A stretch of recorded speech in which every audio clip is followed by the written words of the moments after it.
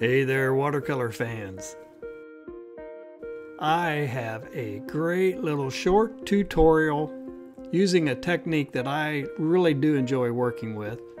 It's a color wash technique combined with line art ink drawing.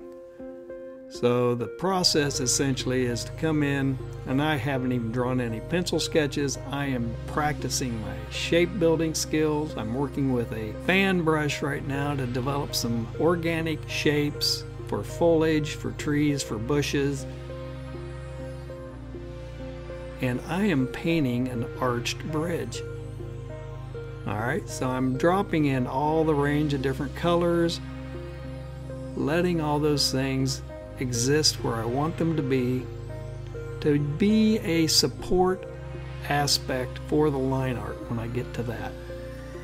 So I'm painting all the background, the foliage, the various shapes, the various colors, the arch of the bridge, the shadows. The biggest trick with this technique is not to get overly detailed with any of the shapes that I'm blocking in first.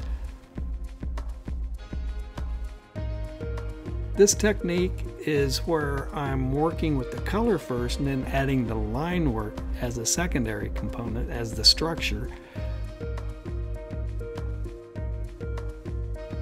But it also works the opposite way. You can do the line drawing first and then come in and pop the color on top of the line art. As long as your ink, your line art is indelible, you don't get fuzzy or anything like that. Works just as well the opposite way. You just have a couple different things to keep in mind as you may be dropping the color in on top of the line art, as it'll feel a lot like a coloring book.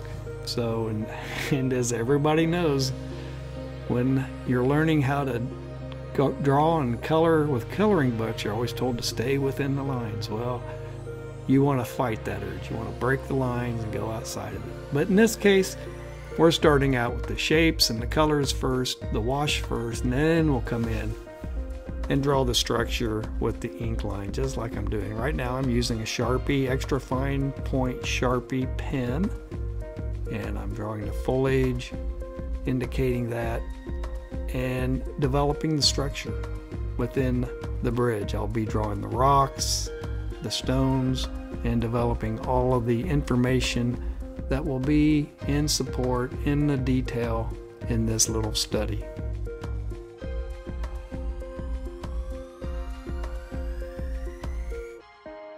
This is a great technique if you are going to be doing a more elaborate watercolor. Doing this technique just as a study to figure out your color palette, where you want your detail, and where it's going to exist in your big piece. This is a great way to go about that.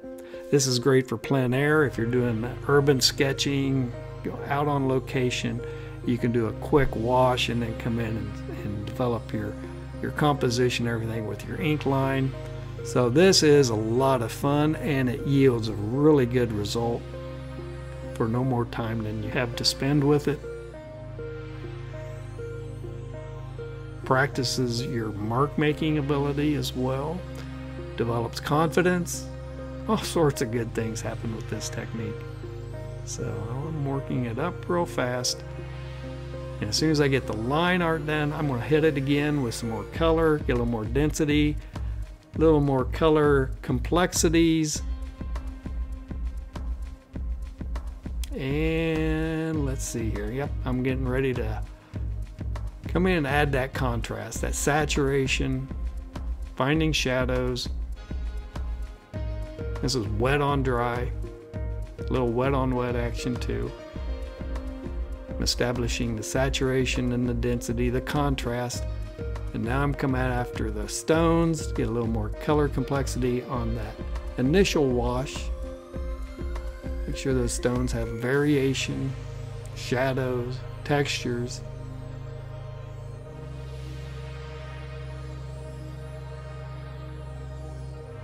Adding some cools in, like I said, color complexities.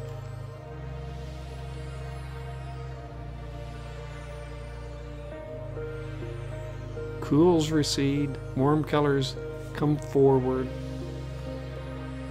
Dropped in some more really saturated, dense colors into those shadows under the under the arch, working with the stones on the ground.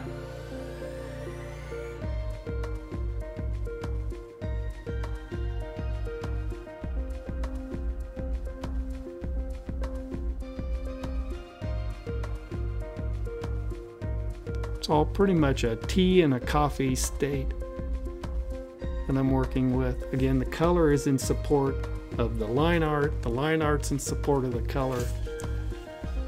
Let that layer dry. Now I'm working a little more line art back in, intensifying some shadows, adding a little more structural work to the underneath of the bridge, to the rocks and stones themselves.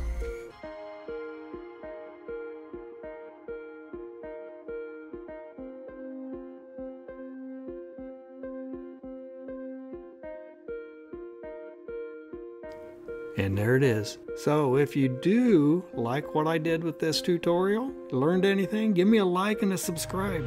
I really do appreciate it. And I'll see you guys in the next tutorial.